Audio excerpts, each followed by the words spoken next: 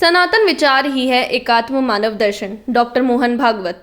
सनातन विचार को पंडित दीनदयाल उपाध्याय ने देश काल स्थिति के अनुसार एकात्म मानव दर्शन का नया नाम देकर लोगों के समक्ष रखा। यह विचार नया नहीं है, किंतु 60 वर्ष बाद भी वर्तमान समय में यह एकात्म मानव दर्शन पूरे विश्व के लिए प्रासंगिक है।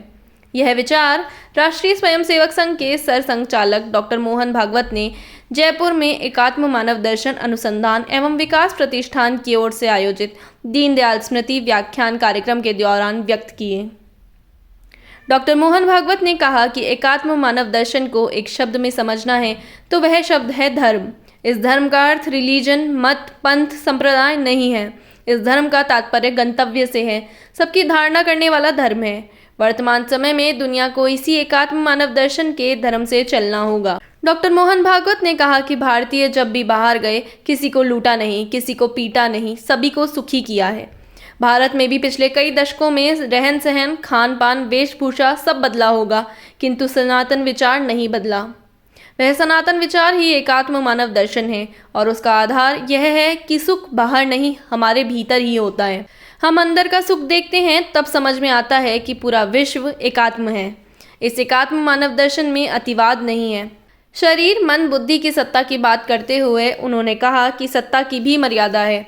सबका हित साधते हुए अपना विकास करना यह वर्तमान समय की आवश्यकता है। उन्होंने कहा कि पूरे विश्व में अनेक बार आर्थिक उठापटक होती है, लेकिन भारत पर इसका असर सबसे कम होता है, क्योंकि भारत के अर्थतंत्र का आधार यहाँ की परिवार व्यवस्था है।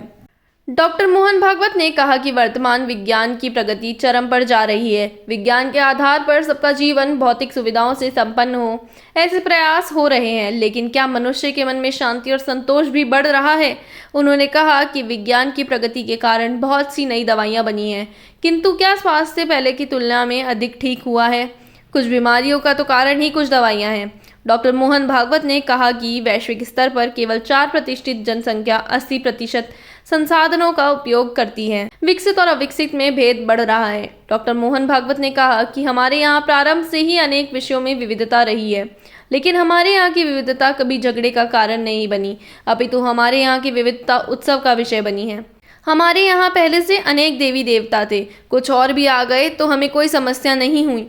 उन्होंने कहा कि दुनिया यह तो जानती है कि शरीर, बुद्धि और मन का सुख होता है, लेकिन उसे एक साथ कैसे प्राप्त किया जाए यह दुनिया नहीं जानती। यह केवल भारत जानता है, क्योंकि भारत में शरीर, मन, बुद्धि और आत्मा सभी के सुख का विचार है। कार्यक्रम की प्रस्तावना एकात्म मानव दर्शन अनुसंधान एवं विकास प्रतिष्ठान के अध्यक्ष डॉक्टर महेश शर्मा ने रखी। उन्होंने कहा कि संपूर्ण सृष्टि एकात्म है। सृष्टि का एक कण भी हिलता है तो संपूर्ण सृष्टि पर असर दिखता है। डॉक्टर महेश शर्मा ने कहा कि इस समय वंदे मातरम की रचना का 150वां वर्ष चल रहा है और वर्तमान परिस्थितियों में पूरा वंदे मातरम गाना अत्यंत आवश्यक है। कार्यक्रम में राजस्थान की पूर्व मुख्यमंत्री वसुंधरा राजे, उप मुख्यमंत्री दिया कुमारी, उप मुख्यमंत्री डॉक्टर प्रेमचंद भैरवा, भारतीय जनता पार्टी के प्रदेश अध्यक्ष मदन राठौड़, राज्य सरकार में मंत्री डॉक्टर किरोड़ी लाल मीणा, राज्यवर्धन राठौड़, राज्यसभा में सांसद घनश्याम तिवारी, पूर्व मंत्री राजेंद्र राठौड़, राष्ट्रीय स्वयंसेवक संघ के अखिल भारतीय सह प्रचारक प्रमुख अरुण जैन, अखिल भारतीय सह व्यवस्था प्रमुख अनिल ओक, क्षेत्र संचालक डॉक्टर रमेश अग्रवाल, क्षेत्र प्रचारक निम्बाराम सहित अनेक गणमान्य लोग उपस्थित थे।